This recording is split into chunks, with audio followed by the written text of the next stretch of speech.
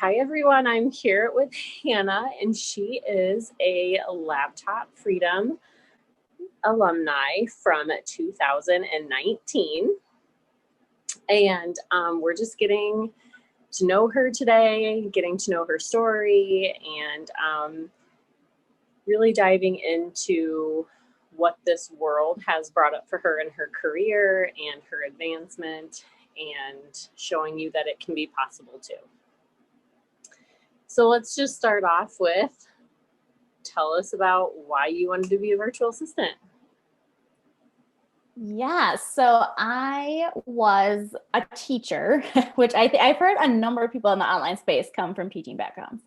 And I was doing that full time. There are things that I loved about it, the students, etc. And then things that were just like so hard. And we had some like administrative shifts and that can really change a school. And it was very more like test centered than when I started, like practice the test, take the test, read the test results, practice the test again. And I was so exhausted, so exhausted of that and just different things. And so for me, I started to have a lot of like physical, mental, emotional like problems. So like I ended up with IBS, which the specialist said like this is stress induced. And she literally said, like, if you plan to continue teaching, you should plan to like within 10 years, you're going to eat a hole in your stomach. Like it's very stressful for you. Oh no. Like, interesting. Well, that's a downside, and then I started having like panic attacks when I was in my room by myself. And at first I was like, oh, like it's kind of nice that at least I'm by myself, because I can't imagine a room full of like 12-year-olds and then like, what's happening with Miss Hassler?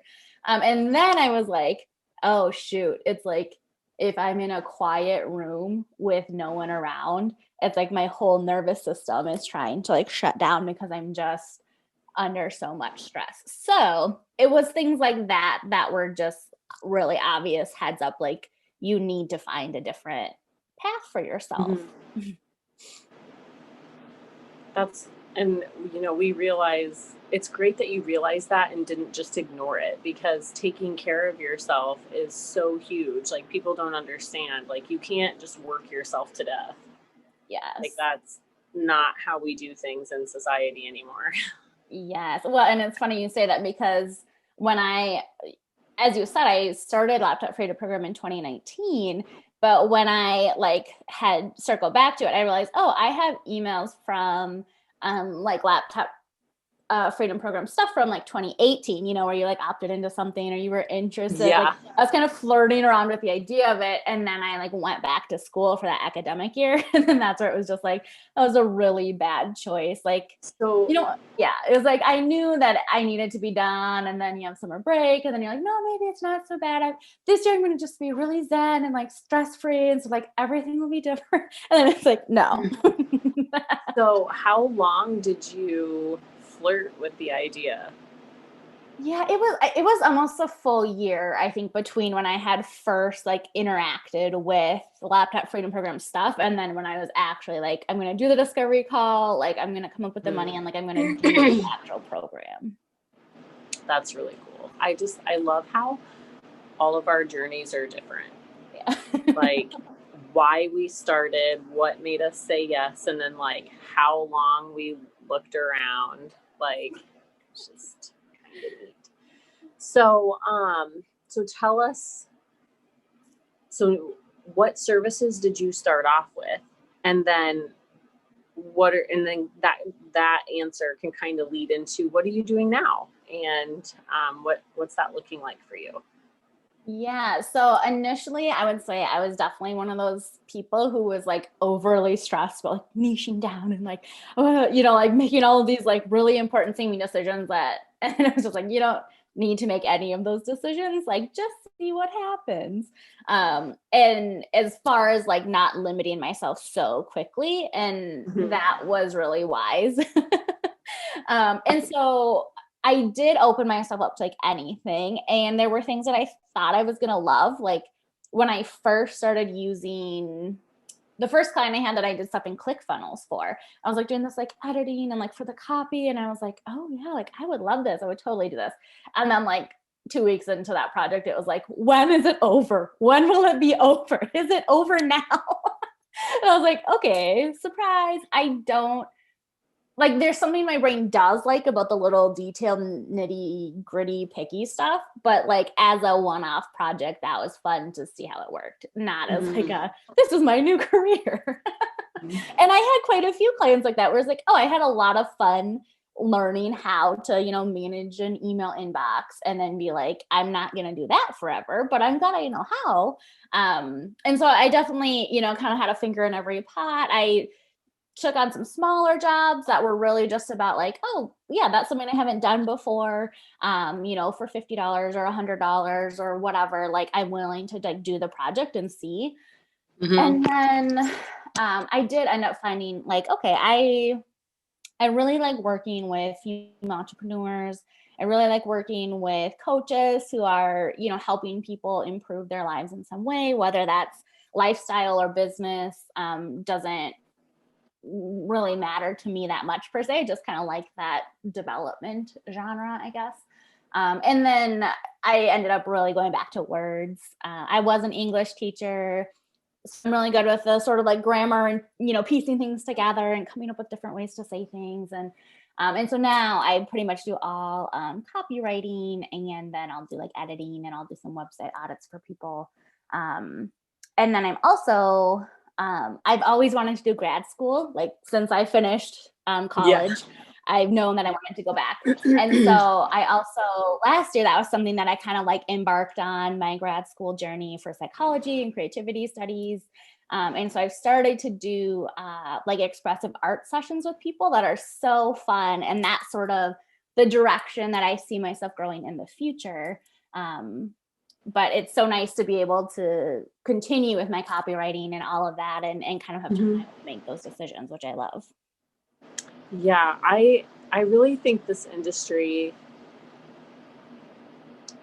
there's a foundation, and then you can like broaden on your interests. Because like there's some people I talked to about the Laptop Freedom Program. They were just like, well, I would be wasting my college education. Actually, no. Like I too went to school for English. I was going to be an English teacher, totally dropped out after my prerequisites. And I had gotten into it with a professor. So it kind of like made me realize that it probably wasn't for me. But then I picked up marketing. And then when I found this industry, I was just kind of like, oh my gosh, I can use my college education. I just need the foundation on how to start a business and what this industry is and being educated on the industry. But I really like how you're even going back to school. You know, you're pursuing that grad status dream, and you're already viewing on how it can work in your business and what you want to turn it into. And I think that's really exciting. Congratulations. That's so neat.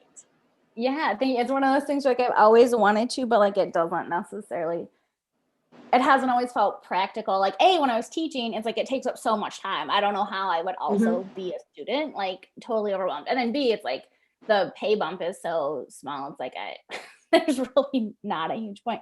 And then, but it's something that I've always wanted. Like I would do it for no money. Like I just wanted, it's just something that I've wanted.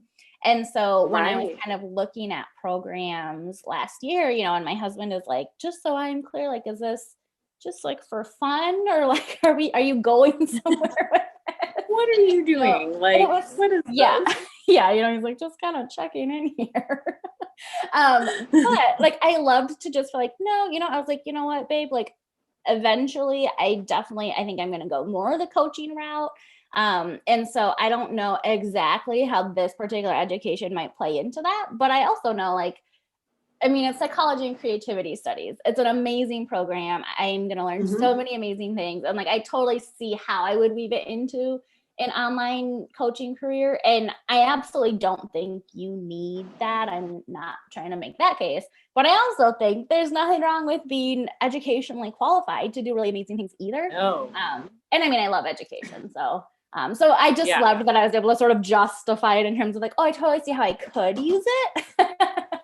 And I know it's all going to come together. So yeah, it will. I love that. And I'm totally butchering the quote, but it's like a well-read woman is a dangerous creature. Yes. Like yes. we like to be educated. Like we just do. Like my husband is so funny. He's like, the college girl has never left you. Like you're always reading, you're always educating yourself, like on anything, any subject. And I was like, well, that's what college teaches you to do. It doesn't matter what you go to school for.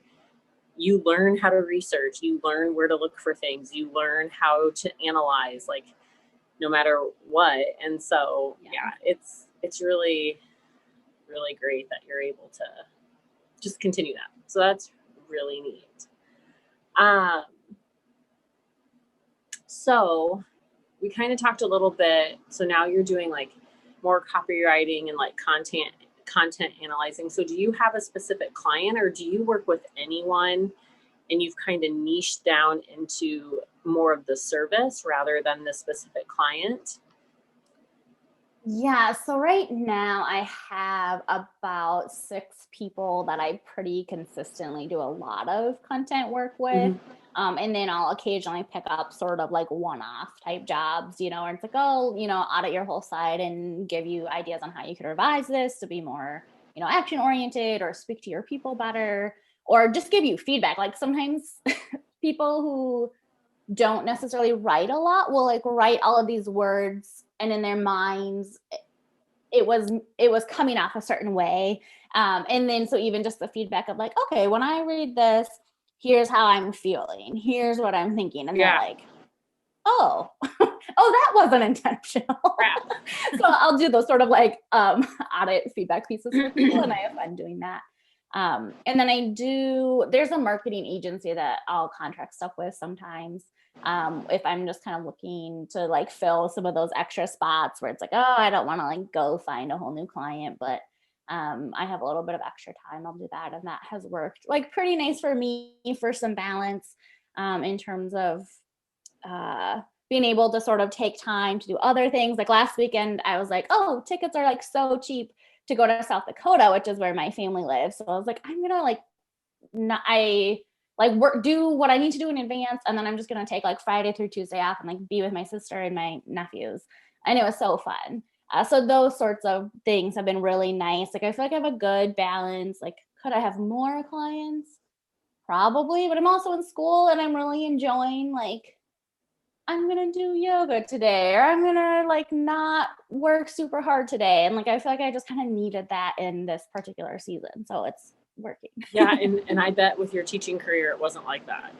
No. Oh my gosh. No. Teaching during the school year was so exhausting. I feel like it was like 60 hours a week. It was so hard to have boundaries. You're like doing stuff before school and after school and on the weekends. And, you know, if you're not like going to people's events or their games or doing extra tutoring, you have like, you know, a 100-foot pile of papers you're supposed to be grading. Or English teachers get the short end of the stick when it comes to grading.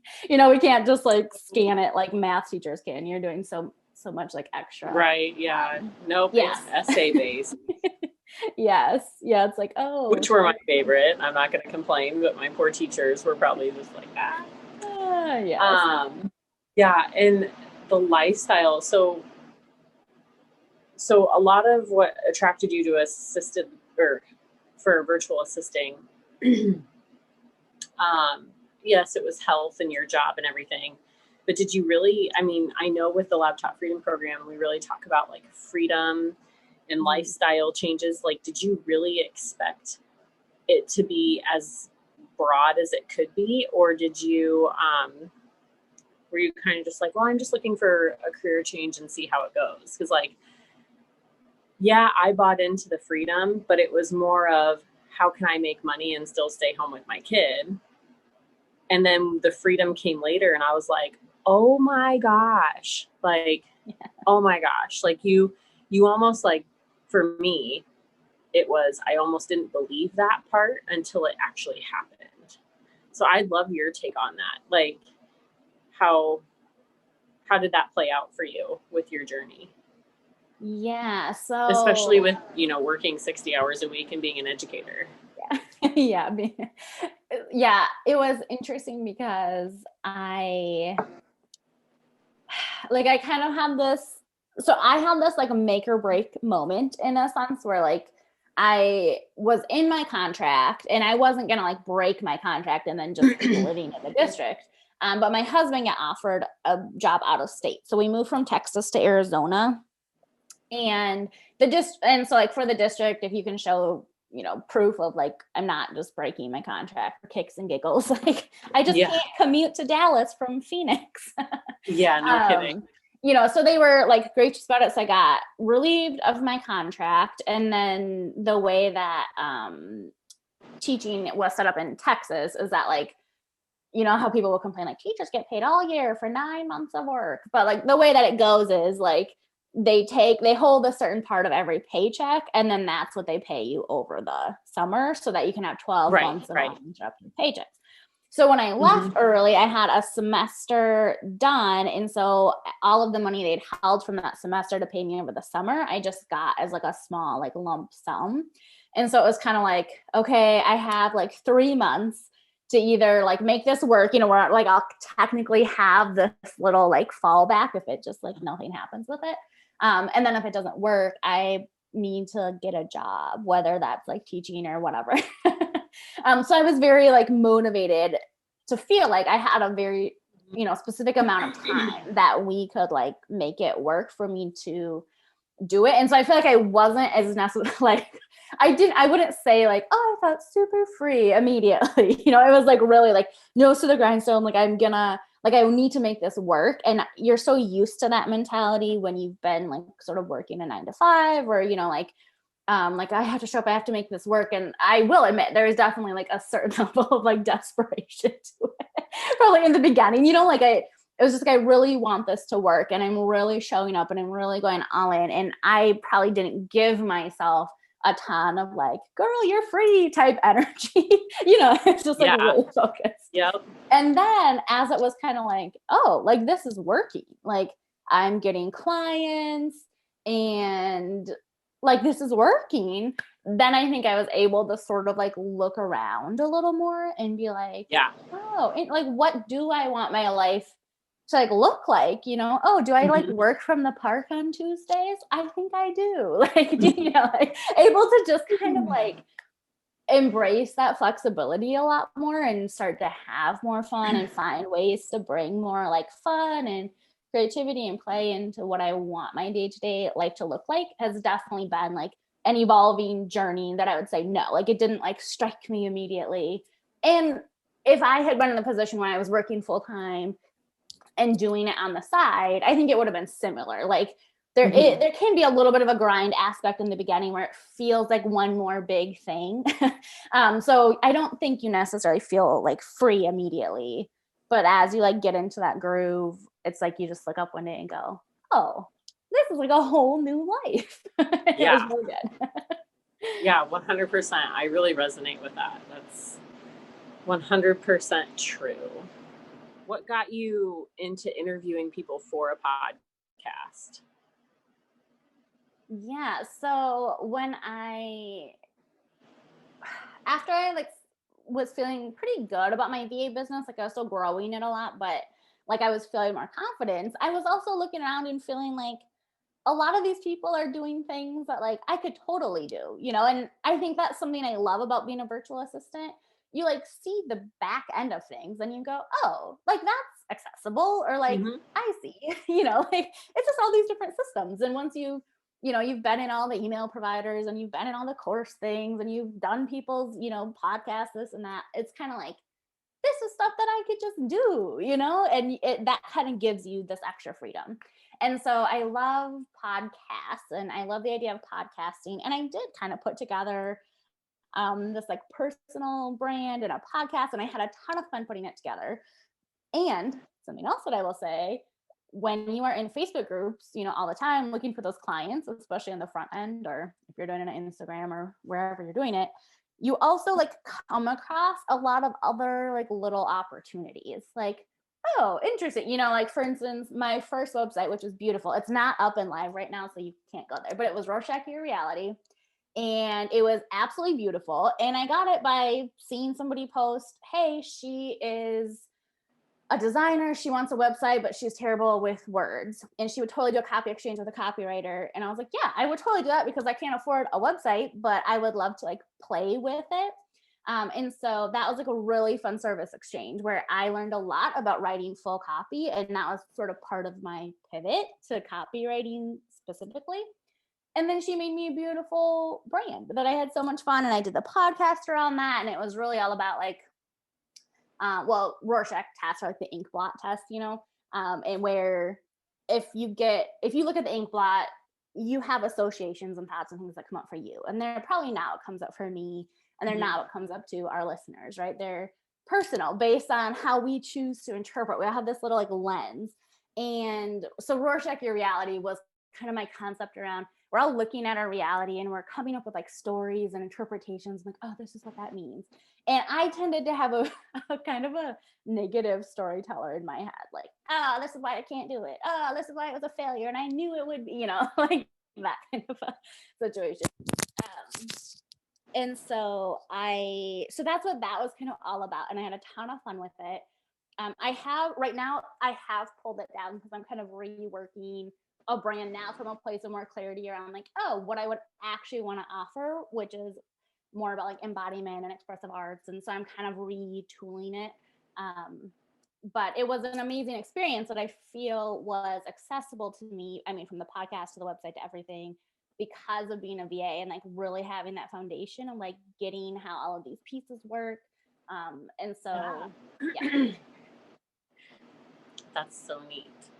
So where can we find you on socials?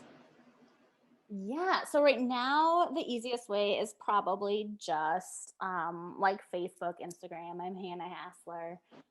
Pretty easy to find. And then I will probably in the group have to connect you with my new stuff when it's up, which I'm doing another exchange with an amazing graphic designer that I'm going to write all of her stuff. And I love trades like that when you're like, oh, you don't even have to, I mean, yes, you could totally pay someone. That's an option too.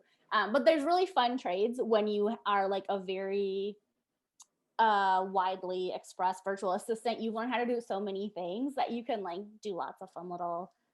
Yeah, and there's benefits to trading if you do it correctly. Mm-hmm.